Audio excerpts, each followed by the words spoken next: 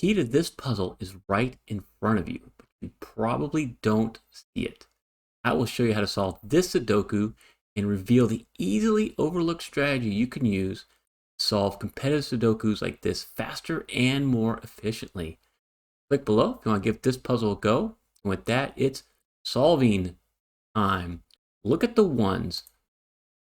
What information can you gather about them? With these two ones and this one, there's only one place for one in block 1. And then down in block 8 with these two ones and this one, we can solve for 1 right here.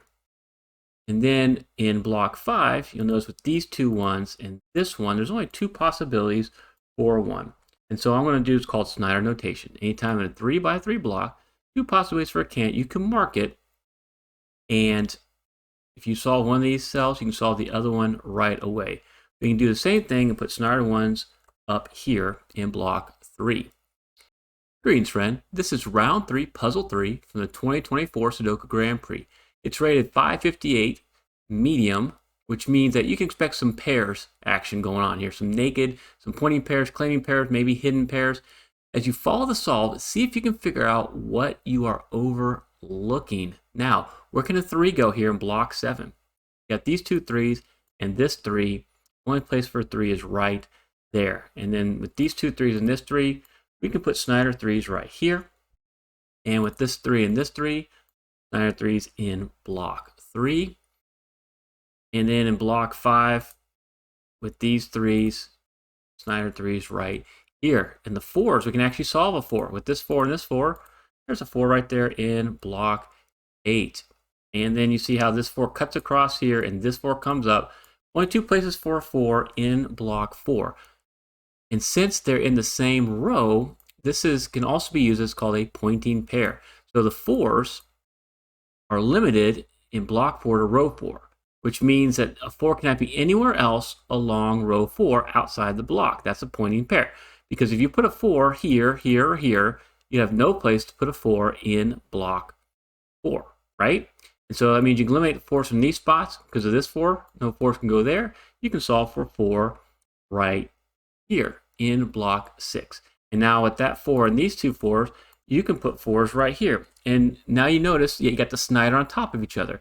Anytime you see this situation, the 3s and 4s in the same 2 cells in a block, you know you found a hidden pair. Because the 3 and 4 have to be somewhere in block 9 and they're restricted to the same 2 cells, that's a hidden pair. No other candidates can be there. And so we can remove the 3, 4 there. They also act as like a pointing pair as well. After the 4s, look at the 5s. These 2 5s here, you got Snyder 5s in block 1. The 6s, we can make a solve now because you have these 2 6s and this 6, only one place for 6 in block 9. And now at that 6, you can solve for a 6 here in block 6. So you're doing this, you probably think you're doing really, really well here. All right, we got the 6 and this 6. We got Snyder 6s in block 1, and with these 6s, Snyder 6s in block 2. All right, in block 7, where can a 7 go? With these 2 7s, only one place right there. And with that 7, Snyder 7s in block 4. If you go back through the Snyder, you may notice that you can go here in column 7, and where can a 1 go? Well, it can't be here anymore because of this one. And because we put the 4, 6 here, and we put a 1 here, 1 can't be there. The 1 can only go right there. And so you might notice that you could have put a 1 right there. And then that's going to allow us to also just have Snyder 1s here in block 6. You look for where a 2 can go here in block 9. You might see these 2s. It allows us to put a 2 right there in block 9. And then with the 5s, this 5, you're going to have Snyder 5s in a pointing pair in block 6. 5s limited 2 spots in block 9. And that's about as far as we can get with traditional Snyder notation. If you just went through and did a traditional begin and solve, you probably get to this point. Now I'm going to show you that cool tip, cool strategy. If you saw at the beginning and make this puzzle go even easier. You want to look here in block 5. Let me highlight that in the green. Okay. The idea and the strategy I'm going to talk to you about is called telegraphing. And what it is when a setter puts something in the puzzle, they want you to find it to get down the proper intended solve path. You look right here, how many digits are looking into this cell? You might notice you have 2 right here, a 1 and a 9, a 3 and a 7 right there, a 4 and a 5 right there, a 2 and an 8 right there. All this was there in the beginning. Those are all given digits. And all 8 of those are different digits, right? You get the 1, the 2, the 3, the 4, the 5, the 7, the 8, and the 9 all point right there. And when you have 8 different digits pointing into one cell, you know you found a hidden single.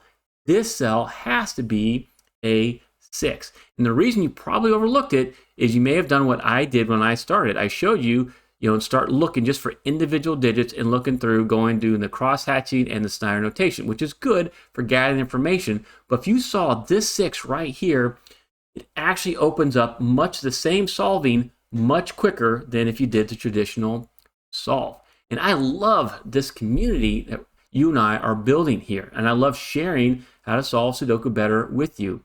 I value your comments so much. I read and respond to every single one. So please share with me and the other viewers in the comments.